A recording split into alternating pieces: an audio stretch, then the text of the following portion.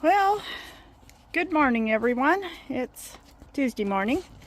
Yesterday while I was out and about, I bought some landscape rock. There's a little local grocery store with a garden center, and they happen to have 11 bags of landscape rock left from last year.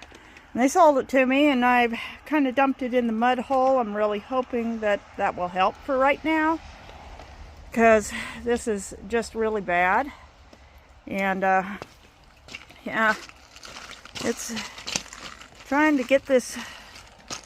I'm pretty sure driving over it will get a little more.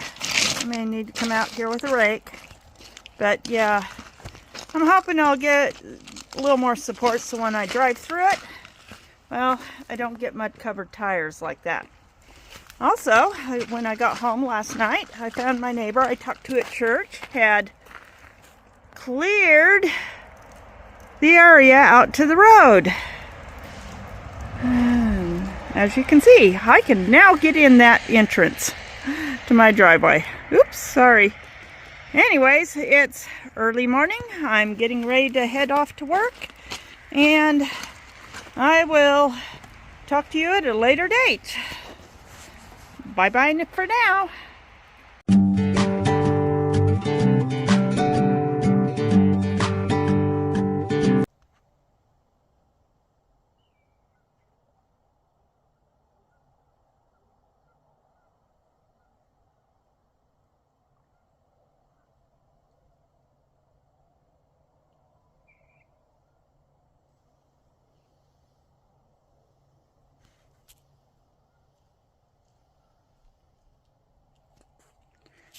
Well, everyone, it's a very gloomy Saturday afternoon.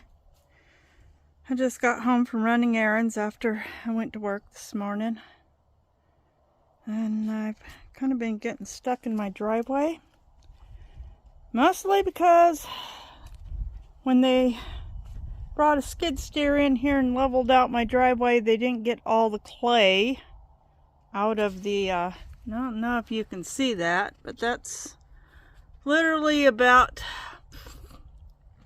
depending on where you're at, 4 to 6 inches. And yeah, coming down this way I get stuck. You could see it really good the other day. After the first time I got stuck and peeled out, it was still kind of frozen up here. But, oh, sorry, I'm trying to walk barefoot on my cinder blocks here. But way down there, if the water was clear, you would literally be able to see the surface of the original driveway with the gravel. The only reason I got unstuck, oh good grief, I'm getting all hung up in a tree now, was because my tires finally hit the gravel bed that's under all this clay mud, and I got some traction and was able to go forward. But yeah, got some pretty deep ruts. It's pretty deep. They're not quite as deep on that side, but yeah. And of course I can't do anything about all this until it all dries up. I can then get somebody out here to fix it. Until then, I've got a muddy, mucky driveway. But anyways, I went to Idaho Falls, ran a few errands, went to Home Depot. Yeah, bags of rock, like I tried showing before. I got 11 bags of landscape rock, dumped it into this clay mud, and well, it's now clay mud, and I need more rock, and I need way more rock than 11 bags of landscape rock. But yeah, went to Home Depot today. I've decided I'm just not going to try with that, getting those vinyl pre-stuck tiles onto my bathroom walls, and thought This would look just as nice, and it would be easier to get installed because I just need someone to help cut and fit and nail. And yes, I got 2 sheets of beadboard and had them actually cut them in half for me. So I've got 4 4x4 sheets, and that will go into the bathroom. I'll show you here in just if you'll give me a minute. I think there's enough room to put one between the wall and toilet. I gotta go move things first. Be right back in a minute. But brought a piece in here.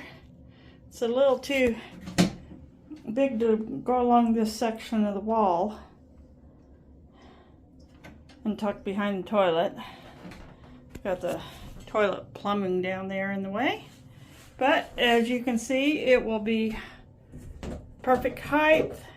It will actually, oh, there comes the light. It goes off, goes on. Okay, it's on a little brighter, but as you can see, it'll actually be I hate the fact that that light makes everything look so yellow. My bathroom looks so yellow. And it's not really yellow. And even on this side, it will go pretty much as tall as where I pulled off all the other. And then I can put some trim along the top.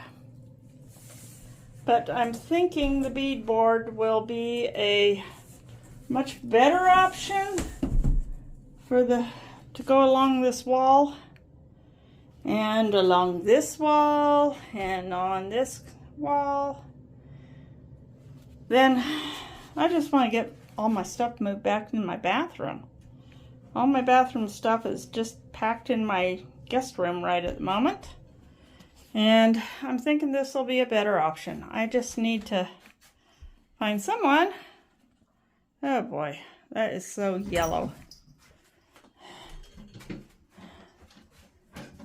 Even that doesn't make it much. Closing the door doesn't do much with my yellow light up there. Okay, yeah.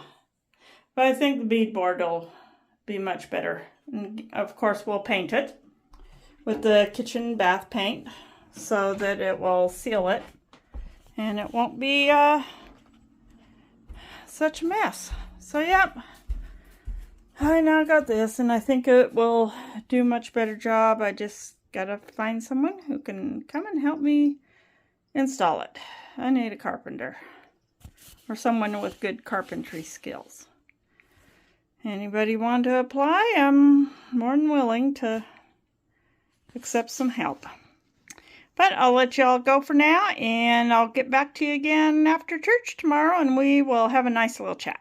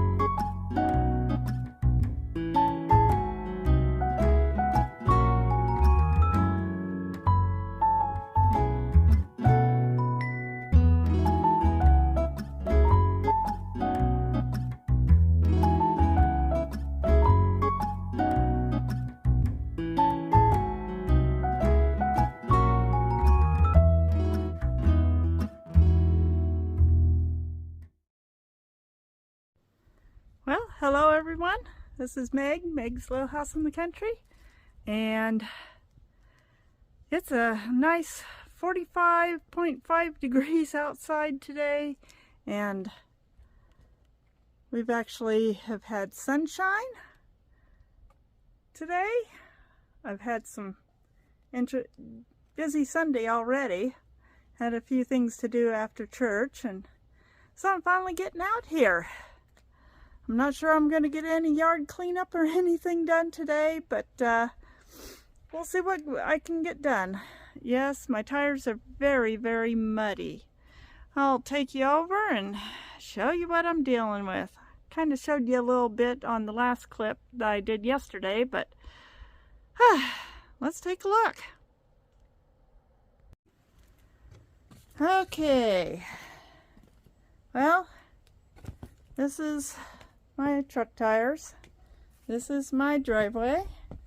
And yes, while I was at church, I've talked to a couple of people about this. There's really nothing we can do about it until things actually dry out. And they're asking at church for people to pray for more moisture, in other words, more snow, so that our aquifer can get refilled. Apparently things are getting a little bit low. Let's see, some of the water's gone, so you might be able to see this better than was yesterday. But you see that dark soil down there under the mud? That's my original driveway. In fact, look, you can see some of the rocks from my original driveway right there. Yeah, and that's where the clay mud is kind of peeled up. And you see how deep these ruts are. Yeah, they're about, oh god, I'd have to get a measuring tape, but I'm thinking right here in this spot, we're looking at about 6 to 8 inches, and definitely a good 6 to 8 inches here.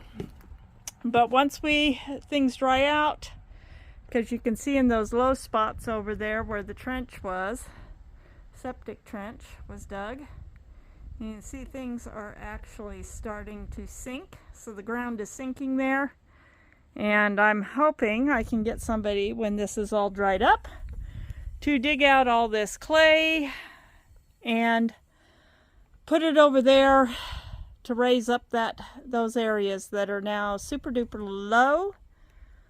And yeah, my other back tire's sitting in a, well, let's walk around the tree this way so I don't get hung up on the twigs.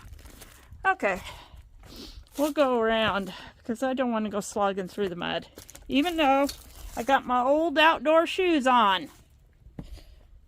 These are my yard shoes, so if they get all crappy, that's okay. But yes, this is what my driveway's looking like. And you can still see how much clay dirt that got smeared all over is there, and the dark dirt underneath is the original part. All this dark underneath, that's the original part of the original driveway area. And everything else is what got raked up on top of it. So yeah, we've got a bit of a mess, because once we get all the dirt and mud moved, yeah, it's wonderful. I mean, last weekend I bought 11 bags, as you can see, of landscape rock.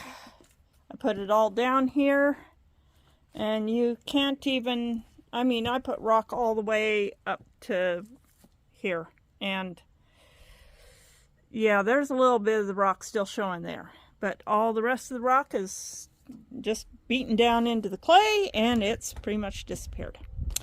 Got my strawberries out from the back porch, getting them watered again. It's been nice to have at least one nice day a week so I can water them. This one was really dry, so it's getting a little extra water. And let's give this one a little more water.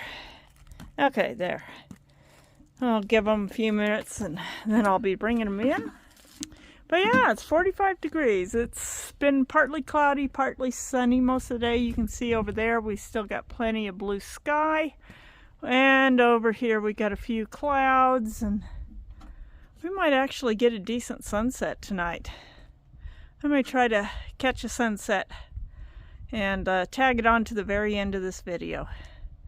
So watch for the sunset. We're gonna try getting a good sunset. But yeah, I just love seeing the blue sky. Blue sky and sunshine today. It's been wonderful. Came out of church and the sun was just shining. Got lunch, then I had to go and do a couple other church things, and then I just got home a little bit ago. Snow's melting off. I'm praying that the weather stays dry so things dry up. I need to get this. Once we get all my driveway dug out, then we've got to refill it with more rock. And I've already gotten a sort of that will happen. Okay. And yes, there's my beadboard. I even talked to somebody at church about helping me install it. They won't be able to do it. He's an older gentleman, but he's a very good carpenter. And he's going to install it for me, but he's having cataract surgery this week, and then him and his wife are taking off for 2 weeks to go and visit their kids. And sorry, I'm swinging you around. I'm trying to take off my shoes. I just remember you can't go, don't want to go walking through the house with muddy shoes. But, yep. So, my plants are doing great. Need to water them again. I water them every Sunday. But look at that sedum I have. I don't know what kind it's called, but boy, it's just in full bloom. The Christmas cactus is also blooming here. I've gotten a couple of nice pretty blossoms off of it. My hyacinths are sprouting. One of these days I'm actually going to get those bulbs outside in the ground come spring. Geraniums are doing good. I've got some beautiful red blossoms. My little prayer plant that resurrected itself. God, I pulled up all the roots of the dead prayer plant, and I had no idea that it still had live roots in there until these sprouts started coming up. I need to try to find something to plant in there that would go well with the prayer plant. Companion planting is really a thing. The giant ficus tree that has taken over my front entry is... Rosie, stop knocking my tripod. Okay. Is nice and big and pretty. My little... it's a type of evergreen, but it grows on tropical island Norfolk. Well, it's just not cold tolerant, so it's doing very well in its pot, and I really want to get it into a different pot. I'm gonna have to take advantage of one of these warm weekends and take it outside and put it in a different pot. But, oh, yes, into the craft room. Oh, I have been organizing and making more scrubbies. Look for new sets in the coming up. We're going to have a set for sale here that is this multicolor, the green and blue. And I'm also going to get a set that is a green, a yellow, and another multicolor. So this is going to be one set. That'll be one set there. That'll be another set. I also found this yarn. I mean, that is so nice. The colors all go so well together, so I'm going to be making sets out of these colors.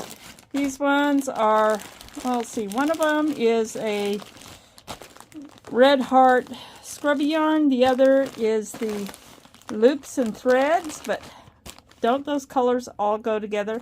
That is going to make a fantastic set for the scrubbies that'll be coming to my Etsy store as soon as I can get them all made. I'm crocheting as fast as my fingers will allow me.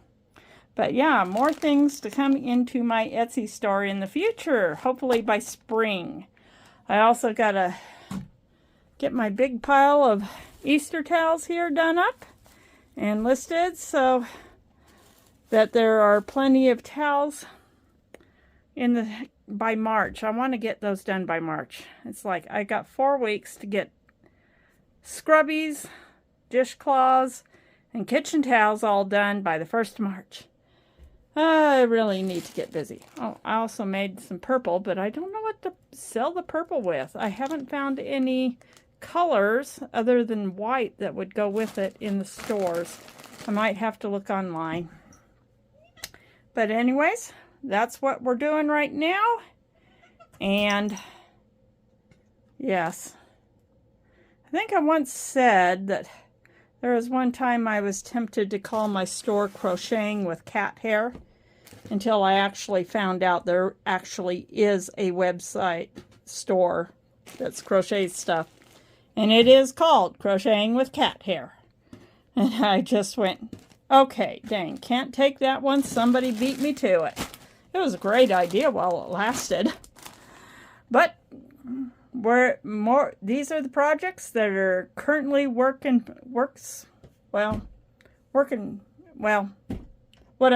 you call them? Work in progress. All right, let's go. We're going to have a little chat now. And have a just little Sunday sit down. I guess that's about the best way I can put it. Well, good afternoon, everyone. And we're back here for a little chat. Hope you like the little preview of the scrubbies I'm currently making for my Etsy store. Hopefully I will be getting them up here in the next few weeks, which is my hope. And I'm saying hope way too often. Okay. This learning curve. Well, I'm kind of trying to think back on some of the things I remember from my childhood, and I was listening to a video this morning, and it put me in mind of back when I was growing up in Montana, and I remember we had chickens, and we had a local dairy. They raised they had cows and goats, so they sold cow milk and goat milk. One of the things my family would often volunteer for would be to help clean out the goat barn every spring, which was not the most pleasant job. And I remember one summer, I actually was one of the children volunteered to guide the goat herd up into the hills and let them browse on all the brush that was up in the hills and do some foraging, which was actually quite healthy for the goats. Except for we would just follow the goats up, and then when the goats decided to get up from their naps and head home, we'd follow them back, and it was like, you brought them back too soon. And it's like, I didn't have a watch, so I couldn't tell the time, and we would just follow the goats around the hillside, and goats seemed to have their routine and know it, so it was just making sure that no goats went astray and all came back accounted for. But I didn't know we were supposed to keep the goats there longer. That only lasted a few weeks one summer. It was kind of fun though. But I do remember one year we tried raising our own goats for meat, and it did not work out too well for us because the goats kept getting out of their pen, and they would wander the neighborhood, and they both ended up getting attacked by dogs and dying. One was found out in the park area, and one was closer to home, and it was very sad because they were fun to have around. But that, yeah, she was the video lady in the video. If you ever get a chance on YouTube, look up Chat with Gigi. She is an older lady and she has so many fun stories, but she was talking about the goats that they had when she was a child and goats they had after she got married.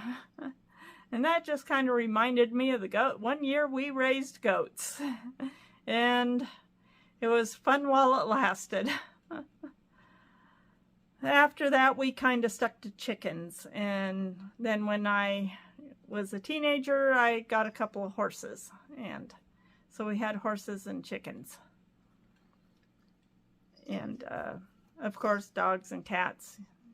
Get plenty of cats. And we always had plenty of cats. They lived outside because my dad was highly allergic to cats, so they didn't really live long lives, but they did help keep the rodent population around our house down quite a bit. And yeah, I was just thinking about that earlier today. Just fun little facts from my childhood. There's something else I was thinking about, and now I can't quite remember what it was I was thinking about. But it was also, yeah, I was trying to think about earliest memories. Like, what is your earliest memory as a child? I think my earliest memories was, I remember my brother's 3rd birthday. We had it in Lakeport, California. There in Lake County, and it was at the park. There was a little park there because later on when I was older we went to that little park, and it wasn't as green and lush as I remembered, but then my brother, his birthday is in March, so midsummer in Lakeport things are pretty dry and brown, but in early spring, like in late March, everything's nice, lush, and green. And I just remembered that little park, and I remembered the cake he had, and that it had 3 candles on it. And that was one of my earliest memories. And I do have a sort of a tidbit of a memory of a desk that I had, because I remember I really enjoyed playing on the desk. At the desk, my mom saved up green stamps, and she bought this desk, and it lifted up, and you stored there were little cards with the little cutouts for the magnetic letters underneath, and it had letters and numbers. And I remember putting the letters with the numbers, and realizing that these letters described the picture. And my mom would tell me what sounds all the letters would make. And she didn't really work with me too much with the numbers, but I do remember I liked to sort my letters in alphabetical order, and then I'd resort them in color order. So all the pink ones went together, all the red ones, all the blue ones, all the purple ones, just basically I would have to have them in a certain order and organize them that way.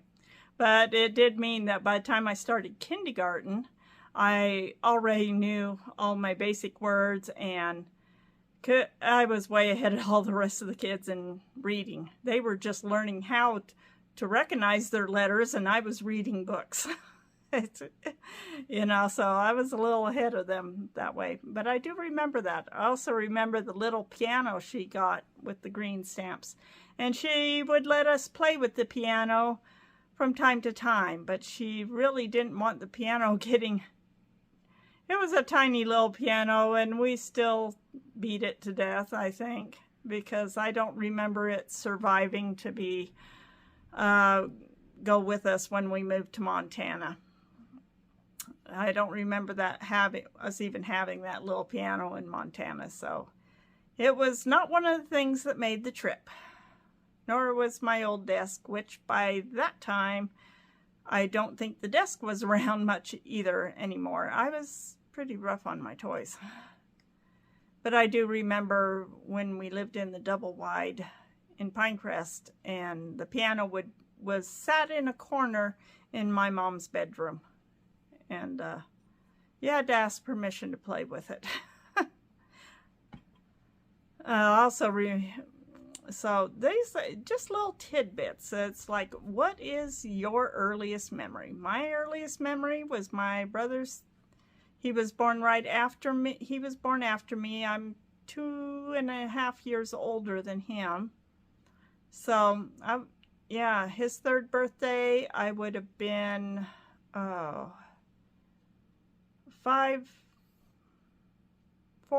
No, I was 4, or maybe it was his 1st birthday. I don't know. I think I was about 4 years old. 4 going on 5. So it might not have been his 3rd birthday. I was 4 going on 5, but I remember David having a birthday in Lakeport. And yeah, that's interesting. I'm going, I know I was very young, and it was before I started school. So, and we did live in Lakeport for a short while because my brother Richard was born there. Yeah, or David was born there. Maybe David was born in Lakeport. I don't know. I was born here in Blackfoot, Idaho. And then my parents moved to California because Mom wanted to be closer to her family. And my dad worked for the Forest Service. And so there was a time when we were living in Lake County, and my dad was working for the Forest Service there. And that was before he transferred to from I think it was the Kootenai Forest District to the Yosemite. And then we moved to the Sierras and lived in Pinecrest. So yeah, I remember that. I also remember when we lived I have vague memories of the dog we had when we lived in Bakersfield. We had a shepherd mix, and her name was Jody. I might have mentioned that in one of my videos once.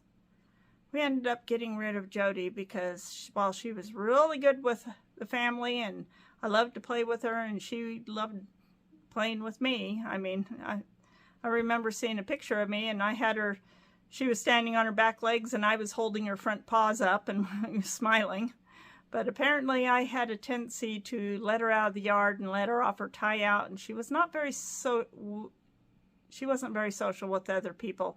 And after she had bitten a couple of people, my parents got rid of her.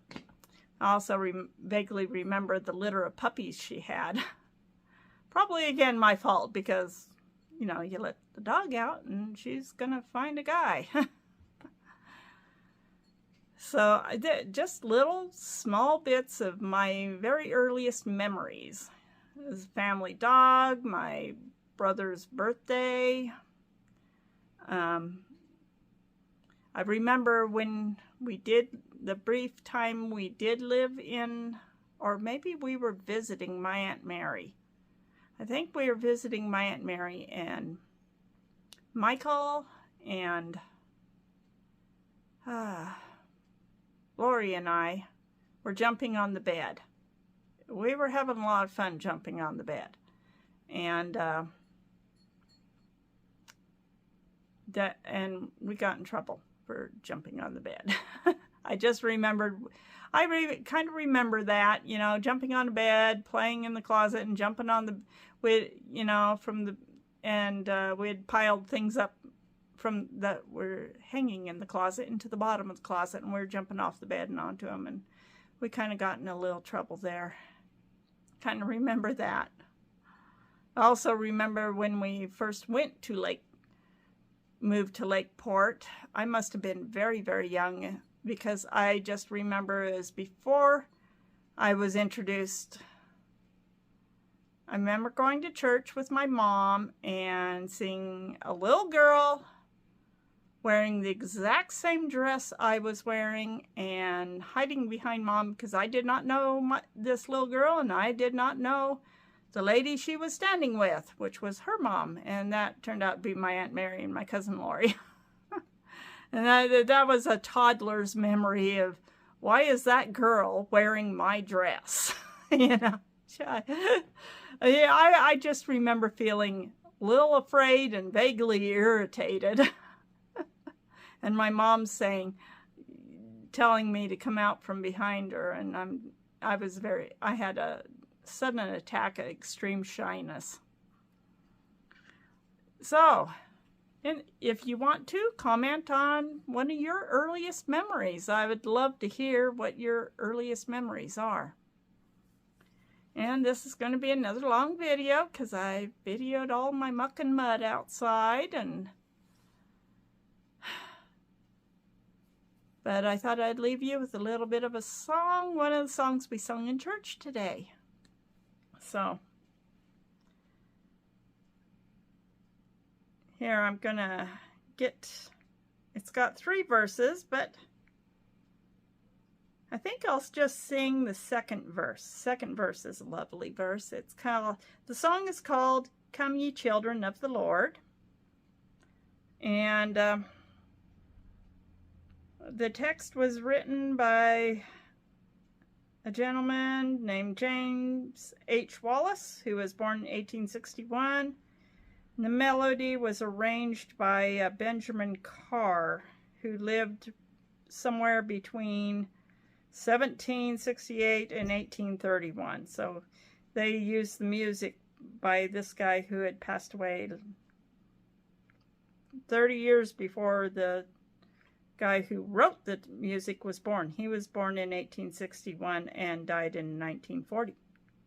So this is but it's good. See if I can get my voice working today. Oh, how joyful it will be when our Savior we shall see, when in splendor he'll descend, then all wickedness will end. Oh, what songs we then will sing to our Savior, Lord and King. Oh, what love will then bear sway when our fear shall flee away. So, "Come Ye Children of the Lord." Look it up. It's a wonderful song. And hopefully we'll get a good sunset tonight, and I will have something to tack on to the end of this video. So long for now. Please like, subscribe, and ring the notification bell and share with your friends. And to all my new subscribers, welcome. And I enjoy having you here. Hopefully we can get a few projects done this year too. Like I said, I've got a neighbor. He says he'll come and help me get the beadboard up, but it'll probably be the middle of February before he can make it over, because after he has his cataract surgery, him and his wife are taking off for a couple of weeks to go visit family and visit grandchildren, and so they won't be back probably till the middle, maybe 2nd or 3rd week in February. And we'll get that done. And that will be on a video too. So, I will see you all for now. Well, see you all on the next video. Love you. Bye.